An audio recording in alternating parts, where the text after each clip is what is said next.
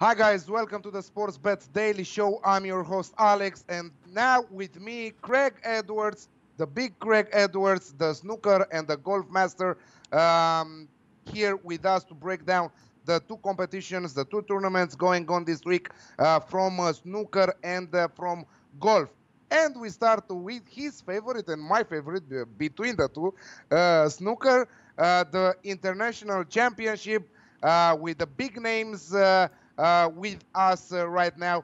But let's talk about a little bit about the Riga Masters, because what a surprise, young Bing Tao there. And if you remember, Craig, we talked about the nation of the winner, Chinese, at 10.0. So who played that made some good money there. But some important stuff also. Cahill plus 2.5 against Mark Williams. I was telling to you, and you said that you totally agree with that bet.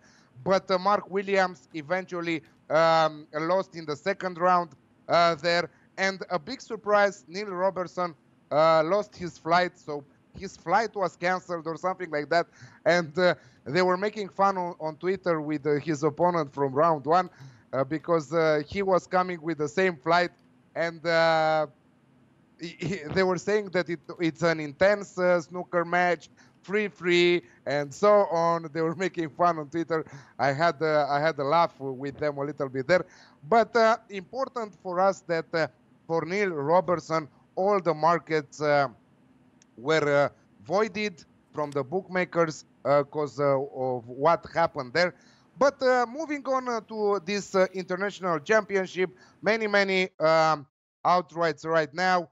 Winner market, quarters market, some price boosts if you can find right now. If you have some bookies like Sky Bet, Judge Ram to win the international championship at 6 right now. What's your take on this one? Do you think that still hangover from the summer break for some of the players, some of the big names?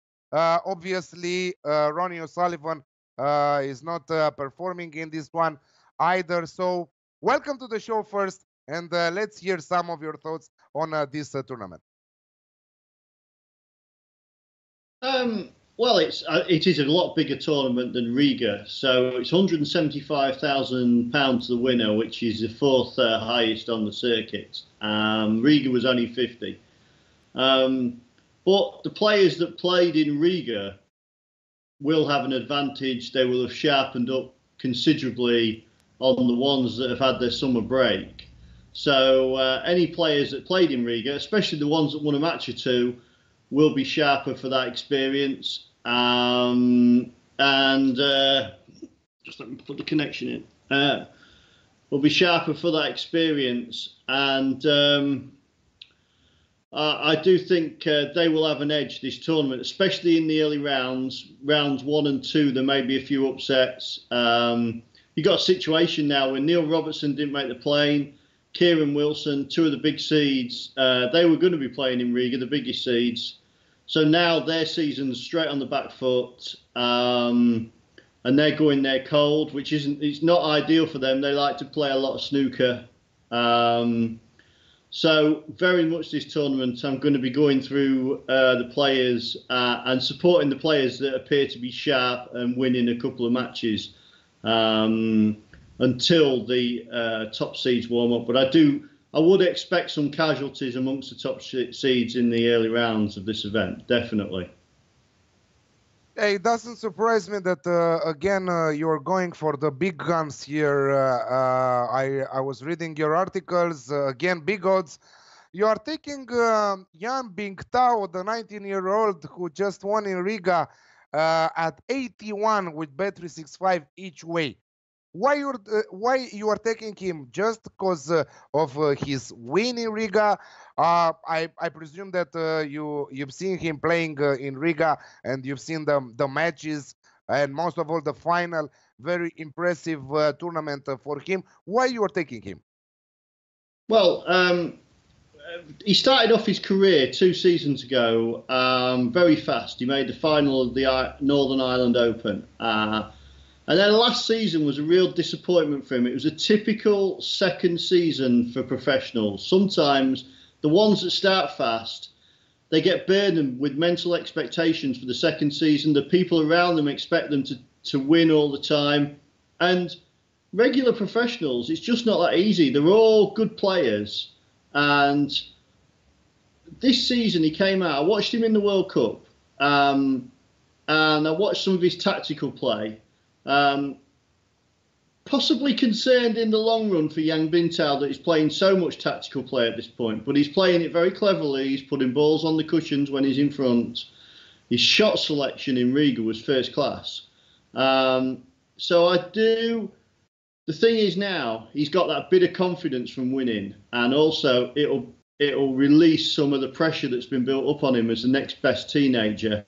And going back home to China, Ding Junhui has not been performing now for 2 seasons, and he must be feeling the pressure that one of his compatriots is going to start to go past him.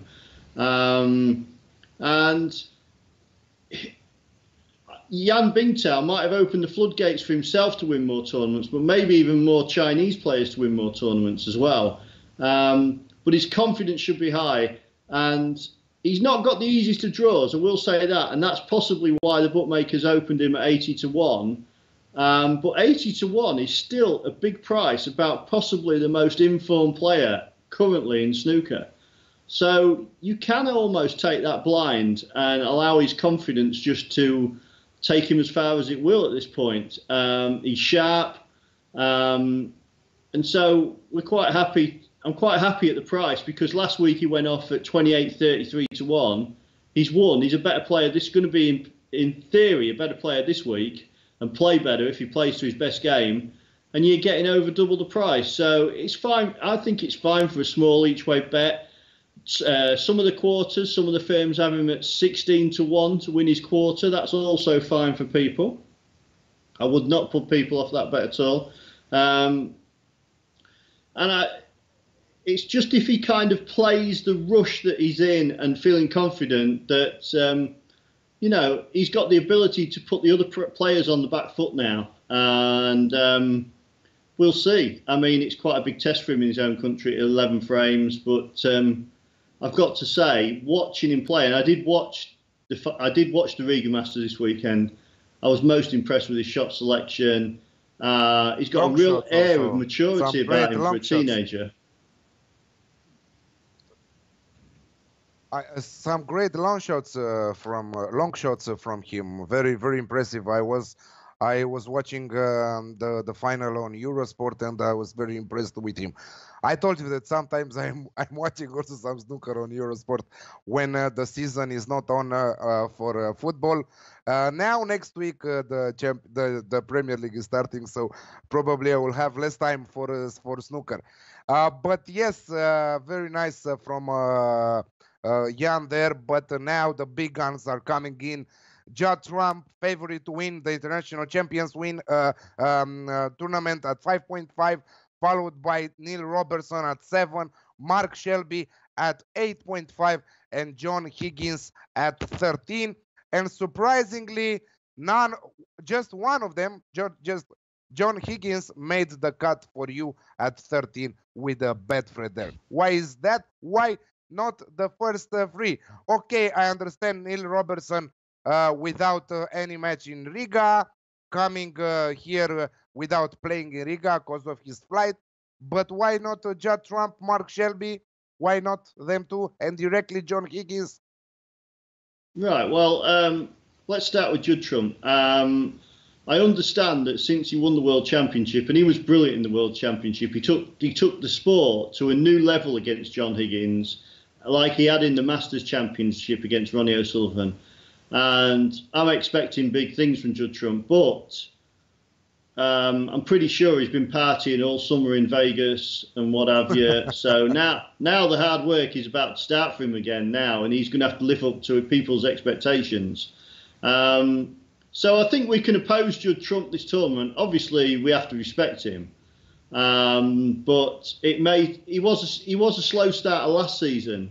and he may schedule himself and his practice regime around the major championships. So easily looked over Judd Trump, and then Mark Selby. I respect the fact that he's going to come back to form at some point, so I take that as a given. Last season, he tended to just get outstayed in close matches, which is unusual for Mark Selby, and it suggested his confidence was just taking a few chinks, and snooker's 90% in the mind. And but last week he did win a match against Graham Dott from 3-0 down. But then he kind of undermined himself, because in the evening he played my friend from Grimsby, Stuart Carrington, and Stuart lost the first 2 frames, but he actually won quite comfortably the final 4 to win 4-2. And so he's straight back on the back foot again. He's only about 9 to win this week at best, or 8, so I've overlooked him as well. My train of thought with John Higgins is this, that the last 3 seasons he's finished in the World Championship final after having poor seasons by his high standards. But the year before, the last 2 he's lost close World Championship finals. Well, this time around it couldn't be close, because Judd Trump was just sublime. He played perfect snooker. Yeah. And I think John Higgins enjoyed it. I watched his face when he beat Dave Gilbert in the semi-final. After beating Neil Robertson in the quarterfinal, I think he proved to himself that he could still do it under pressure. And then he's gone to China in the World Cup with Scotland, and he's won the World Cup. So although he's had an off season, he's had a little bit of snooker, and it's been positive for him. He's won the World Cup. He's got a few easy matches here. The first 2 matches should be easy matches for him over 11 frames. He plays a wild card, which you never know. Some of them are very good, but for John Higgins, and I'm just thinking that John Higgins may have an Indian summer coming up in his career, and after Mark Williams, and he's seen Ronnie O'Sullivan producing in the 40s, I think that World Championship reaffirmed some belief for him that he can still do it under pressure. So I've taken a view for quite a while that he's going to start this season strongly. So we will see in about a week's time if I'm correct on that. Yes, I looked over the others. Neil Robertson, I just took the view that last week wasn't perfect preparation for him. I was surprised to see a defending champion only flying out there the night before. It didn't leave any room for error. Normally he'd have a few commitments before the tournament, so that'll just kind of tilt him a little bit if things go wrong. But he's a great player. Out of the players, I would he would be the last one that I would kind of overlook. I would overlook Judd Trump easier and Mark Selby easier. So. I totally agree with that. Before we go to the round 1 top tip from you, can I request to turn on the light, because obviously right now it's too dark for us to continue. I'm sorry for that, but England is Greg is in England, so. We are in the evening time, so till 5 minutes ago it was sunny. Now we needed the light. That's perfect. So can you give, I saw you opposing 2 good players in the first round in your articles there, but between the 2 of them, which is your top tip for the round 1 of fixtures? Obviously, you will come back next week with some more snooker and some more articles with the best top tips from the second round. But I'm very curious to see your top prediction from the first round of fixtures for the international championship. Well, my top tip of the 2 would be Yuan Sijun to beat Sean Murphy. So Sean Murphy didn't play last week. He didn't qualify. And Yuan Sijun, he played his opening match against Ricky Walden. I was most impressed with how he played. So he's sharp. He did lose to Lee Hang the next match, but that wasn't an easy match for him. So I'm thinking that he's going to be too sharp for Sean Murphy. He beat John Higgins and Mark Williams last year, and he's got the appetite for beating the big names. So I'm thinking I would have just about made Wan Si-jun favourite for this match, to be honest with you. So there's a little bit of juice in supporting him this week. He would be my favourite bet for the first round, yeah. Awesome. He's priced at 2.3, if I remember correct from your article, 2.38. Yeah, that's it, Alex.